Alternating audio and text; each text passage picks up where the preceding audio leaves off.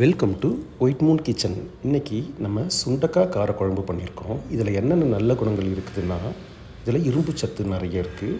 வயிற்றில் செரிமானத்தை சரி பண்ணணும், இரத்த உயர் அழுத்தத்தை கண்ட்ரோல் பண்ணணும், நோய் எதிர்ப்பு சக்தி இதில் நிறைய இருக்குது. இந்த மாதிரி ரொம்ப முக்கியமான உணவில் இதுவும் ஒன்று. மாதத்தில் ஒரு வாட்டியாவது இது செஞ்சு சாப்பிட்ணும். நான் கடாயில் நல்லெண்ணெய் விட்டுக்கிறேன். இப்போ கடுகு கொஞ்சம் சேர்த்துக்கலாம். தாராளமாக கருவேப்பிலை போட்டுக்கோங்க. நான் சொன்ன மாதிரி பூண்டு இதில் சேர்த்துக்கலாம். பூண்டு நல்லா நிறைய சேர்த்துக்கோங்க, அது உடம்புக்கு ரொம்ப நல்லது. இந்த மாதிரி கொஞ்சம் பொன்னிறமாக மாறினதுக்கப்புறமா கட் பண்ணி வச்சுருந்த வெங்காயத்தை சேர்த்துக்கலாம். நான் கொஞ்சம் நிறையவே சேர்த்துக்கிறேன். ஃப்ரெண்ட்ஸுங்கெல்லாம் கேட்டிருந்தாங்க, எனக்கும் அந்த சுண்டக்காய் காரக்குழம்பு செய்யும்போது கொஞ்சம் கொண்டு வாங்கன்னு சொன்னாங்க. அதனால் அவங்களுக்காகவும் கொஞ்சம் சேர்த்து நான் சமைக்கிறேன். நல்லா வெங்காயம் வதங்கிடுச்சு.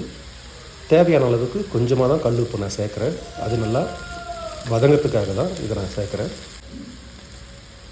ஒரு 10 காஞ்ச மிளகா இருக்குது, அதுலேயும் சேர்த்துக்கலாம். இதில் காரம் அதிகமாக இருக்காது, அதனால தான் நான் இவ்வளோ மிளகாய் செஞ்சுருக்கேன். தக்காளியை சேர்த்துக்கலாம்.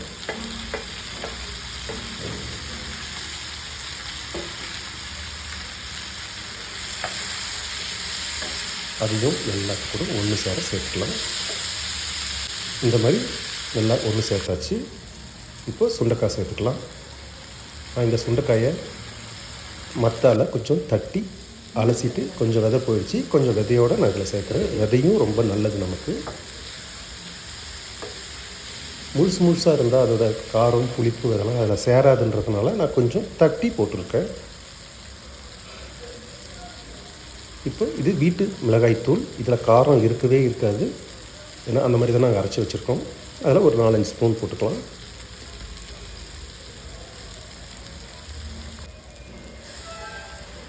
எல்லாத்தையும் ஒன்று சேர்கிற மாதிரி மிக்ஸ் பண்ணிக்கலாம். இந்த மிளகாய்த்தூள் அந்த எண்ணெயிலேயே கொஞ்சம் பட்டுச்சுன்னா இதோட சுவை இன்னும் கொஞ்சம் அதிகமாக இருக்கும். தண்ணியில் சேர்க்கும்போது ஒரு சுவை, எண்ணெயில் ஆட் பண்ணும்போது அது தனி சுவை தான்.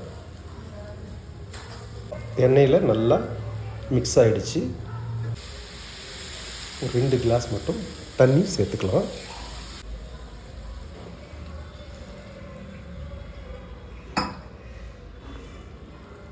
அவ்வளவுதாங்க, நம்ம நினச்ச மாதிரி சுண்டக்காய் காரக்குழம்பு ரெடி.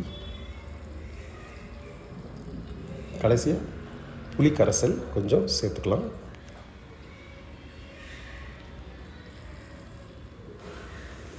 இதில் இருக்கிற காரம், புளிப்பு,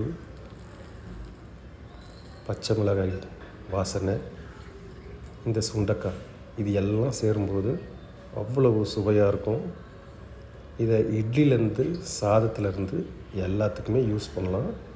இதை நம்ம கைப்படாமல் வச்சுருந்தோம்னா 10 நாளுக்கு தாராளமாக வச்சு யூஸ் பண்ணிக்கலாம்.